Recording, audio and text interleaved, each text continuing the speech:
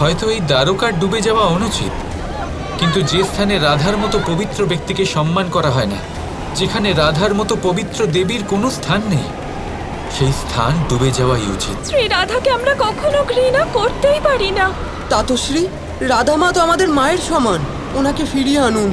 তোমাদের অনুশোচনা করাতে অনেক দেরি হয়ে গেছে। রাধা দ্বারকা ছেড়ে চলে গেছে, আর আমি চেয়েও কিচ্ছু করতে পারবো না, কারণ আমার শক্তির উৎস হলো রাধা। রাধার মতো পবিত্র দেবীর সম্মান এখানে করা হয় না। এই স্থানের বিনাশ হবে না তো কি হবে? মনে রাখবেন, যে স্থানে নারীকে সম্মান করা হয় সেখানেই দেবতা বাস করেন। যে স্থানে নারীকে সম্মান করা হয় না, সেই স্থান নিশ্চিত রূপে শুধুমাত্র ধ্বংস হয়ে যায়।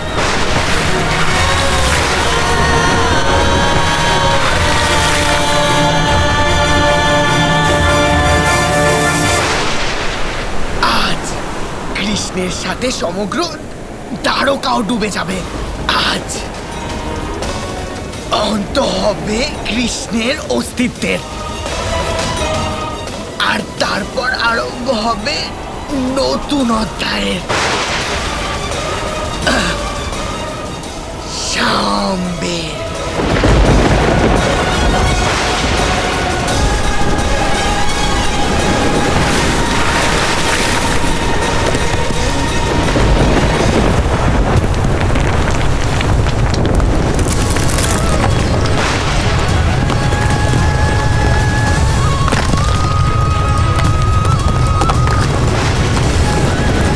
একে কৃষ্ণ কিছু করছে না কেন?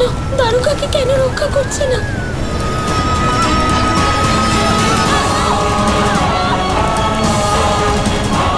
আমাকে আমাকে কৃষ্ণের কাছে যেতে হবে।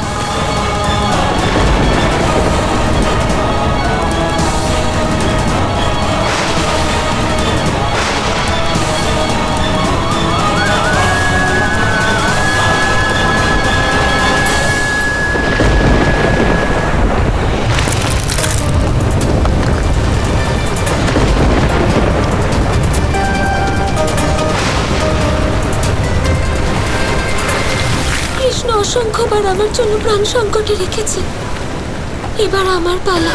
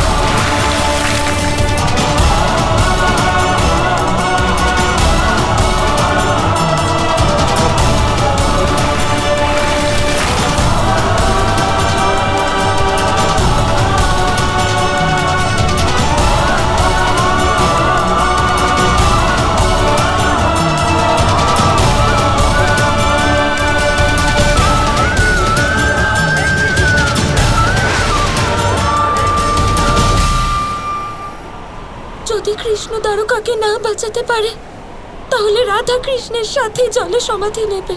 কেন বাঁচাতে পারবে না কৃষ্ণ?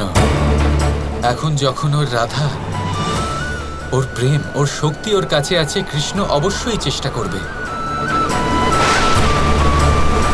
কিন্তু তুমি কি আমাকে কথা দেবে রাধা, যে তুমি আবার এইভাবে কখনো কৃষ্ণকে ছেড়ে যাবে না, এই দ্বারকাকে ছেড়ে কখনো যাবে না? কারণ এই দ্বারকা ছিল রাধার স্বপ্ন। কিন্তু যদি সেই স্বপ্ন দেখার দুই চোখই চলে যায়, তাহলে তো স্বপ্ন ভেঙে চুরমার হবেই রাধা। হ্যাঁ কৃষ্ণ, আমি বুঝে গেছি। আমি তোমায় কথা দিচ্ছি, আমি তোমায় কখনো ছেড়ে যাব না। আমি আমার কৃষ্ণকে শক্তিহীন হতে দেব না। তুমি তুমি দ্বারকাকে সুরক্ষিত করো।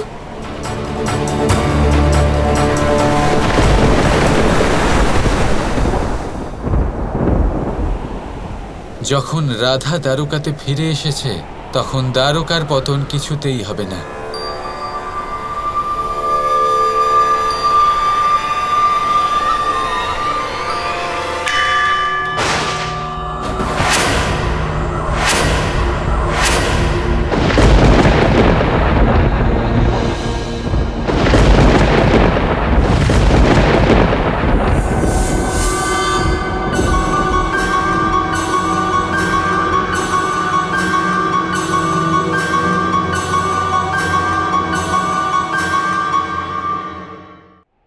এ কি, এই সমগ্র ঢেউ নিশ্চল হয়ে গেল কি করে? প্রেমের দ্বারা শাম্ব।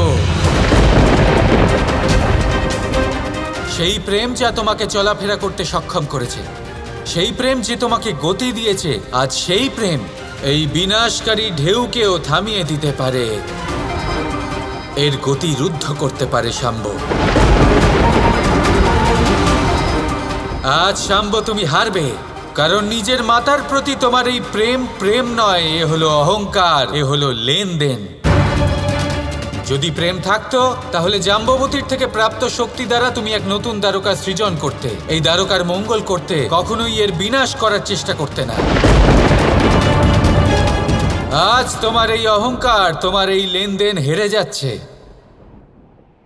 আর রাধার প্রেম বিজয়ী হচ্ছে।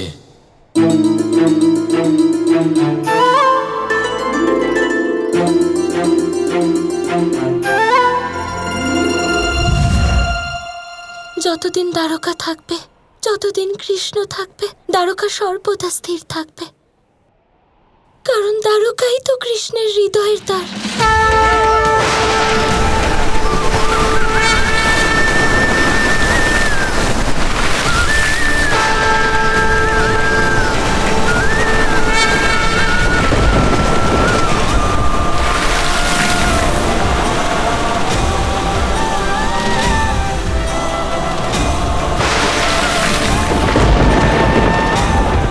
কিন্তু এই চমৎকার হচ্ছে কি করে?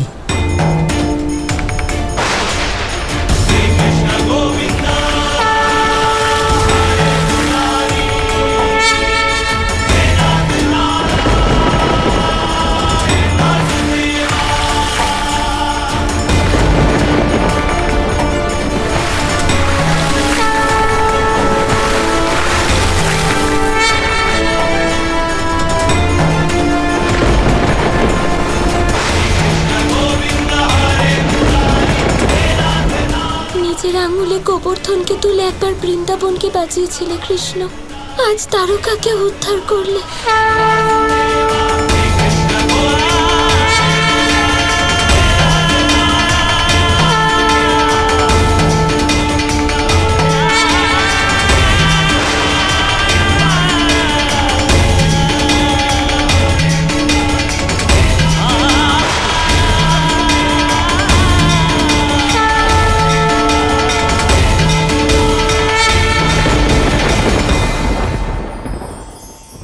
ধর্ম এবং প্রেম, এই দুই হলো একই মুদ্রার দুই পিঠ।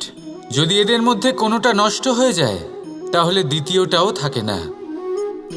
কখনো ভেবেছেন এমন কেন হয়? তার জন্য আগে আপনাকে বুঝতে হবে যে ধর্ম আসলে কি। ধর্ম সেটাই যা এই সংসারের প্রত্যেক মানুষকে একে অপরের সাথে সুখ এবং শান্তিতে থাকতে প্রেরণা যোগায়। এই প্রেরণার আধার হলো প্রেম। প্রেম সেটাই যা আপনার মধ্যে অন্য কারোর প্রতি করুণাবোধ জাগিয়ে তোলে, সম্মান জাগিয়ে তোলে।